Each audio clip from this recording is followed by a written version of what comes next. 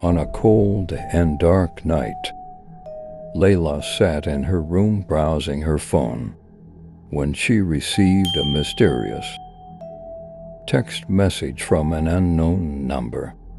She cautiously opened the message and read, "I see you now. Do you think locked doors and windows will save you?"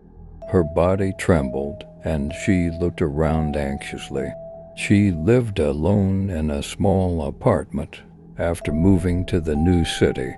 Layla tried to ignore the message, thinking it was just a bad joke, but she couldn't shake off the feeling of fear that overwhelmed her. Minutes passed before she received another message. "I love seeing the fear in your eyes. You're not alone anymore."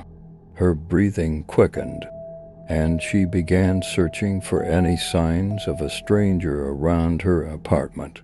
She locked all the windows and doors tightly and clutched her phone. She called her friend Sarah, but the call ended quickly due to a network interruption. Hours passed slowly, and Layla sent distress messages to all her acquaintances, but to no avail. Suddenly, she received a third message. "I love games. Let's play, Layla. If you find me before midnight, I'll leave you alone." She shuddered with terror. Layla felt time slipping away quickly and tried to focus on figuring out where the stalker could be. She decided to call the police, but the line was busy. It was 11 in the evening when she decided to leave the apartment and try to escape. She hurried down the stairs, avoiding the elevator, but felt eyes watching her from the shadows. She ran out into the dark street, running aimlessly.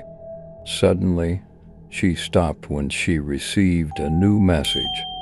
"You're close to finding me. Layla, I'm at the place where it all began."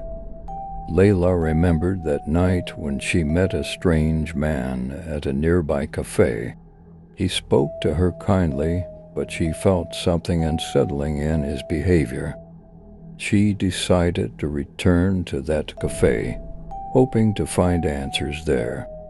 When she arrived at the café, it was closed. She sat on the front step, trying to gather her thoughts. Suddenly, she heard footsteps approaching. She turned slowly and saw a shadow moving toward her. Her heart raced to its limit. The man emerged from the shadow, smiling a sinister smile. "You've lost the game, Layla," he said in a low, menacing voice. She tried to run, but her legs wouldn't respond. He grabbed her tightly and whispered in her ear, "Now it's time for the end." Layla suddenly woke up in her room, breathing heavily.